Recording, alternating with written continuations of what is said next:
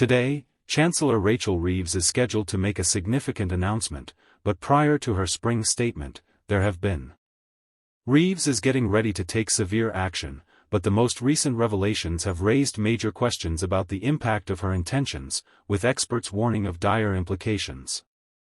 This has already prompted criticism and alarm, with the economy under strain and government cuts falling short. Let's break it down, but first hit the like button and subscribe to the channel for more. Even within Labour, there are growing concerns that Reeves' approach could alienate voters and spark backlash. So, what exactly is planned, and why are people already incensed before the statement has even been made? Just a quick one to say: we have new liberty.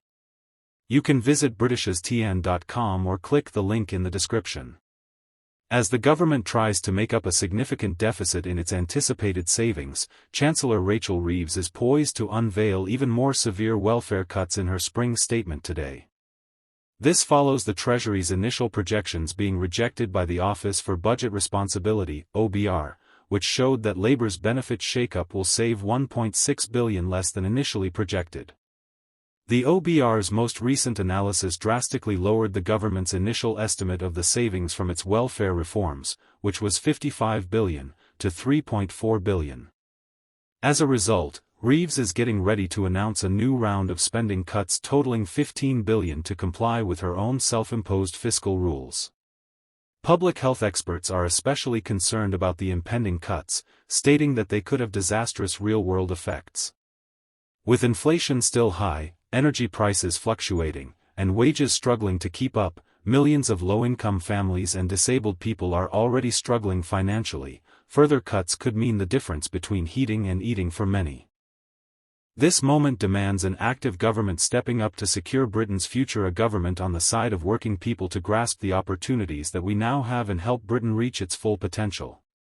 We need to go further and faster to kickstart growth, protect national security and make people better off through our plan for change, Reeves is expected to say in her speech, framing her approach as a necessary step to restore the UK's economic credibility. However, many will question whether Labour's austerity-style measures are actually helping working people or just making life harder for those already struggling. This most recent development coincides with growing criticism of Labour's economic plan. Today's announcement implies that Reeves is following a similar path, prioritizing spending cuts over investment in public services, and welfare critics contend that Labour is breaching its promises to protect the most vulnerable.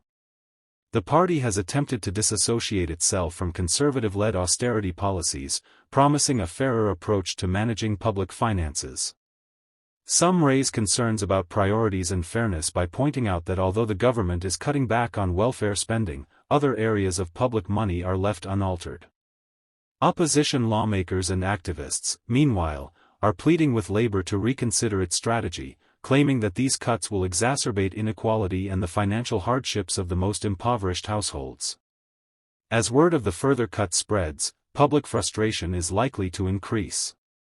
Many struggling households already feel abandoned by the government, and further reductions to support payments could spark backlash not only from voters but also from within Labour's own ranks. The question now is whether Reeves will listen or push forward with policies that many fear will do more harm than good. We campaigned on the promise of fairness and yet we're delivering cuts that will hit the most vulnerable. How do we justify that? Is one of the reports indicating that some Labour MPs privately worry that Reeves's approach is too harsh. Britain is now bracing for the impact, as today's spring statement will reveal just how deep these cuts will go and whether Labour's economic gamble will pay off or backfire. If Reeves is unable to adequately justify these cuts, Labour runs the risk of losing the public's trust just months before a likely general election. As Donald Trump's escalating tariff war looms, the Chancellor's attempt to boost economic growth and signal confidence to the markets in her spring statement could backfire within a week. The President has dubbed April 2, 2025, Liberation Day, when reciprocal tariffs will be slapped on countries with significant trade barriers against the United States, with the EU in the crosshairs. Analysts fear the economic repercussions will affect Britain. The President's secondary tariffs, which he announced on Monday, could exacerbate these aftereffects by charging a 25% fee on commerce with the U.S. and a 25% levy on any nation that purchases petrol or oil from Venezuela.